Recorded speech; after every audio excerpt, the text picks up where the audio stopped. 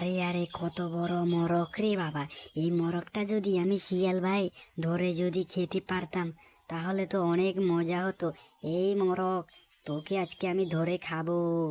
তুই আমাকে ধরতে এসেছিস, আমি হলাম মরক, আমাকে একদম ধরতে পারবি না। আর যদি ধরতে চাস তাহলে আমি মালিককে ডাক দিয়ে বলে দেব, তখন তোর জন্য আমার মালিক জাল বিছিয়েছে।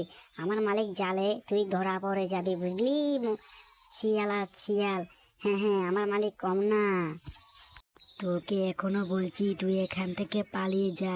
যদি না পালিয়ে যাস তাহলে আমার মালিক এসে তোকে ধরবে, বুঝলি শিয়াল? এখনো পালিয়ে যা। ওরে বাবা রে, মুরগি কি বলে তার মালিক নাকি জাল বিছিয়েছে।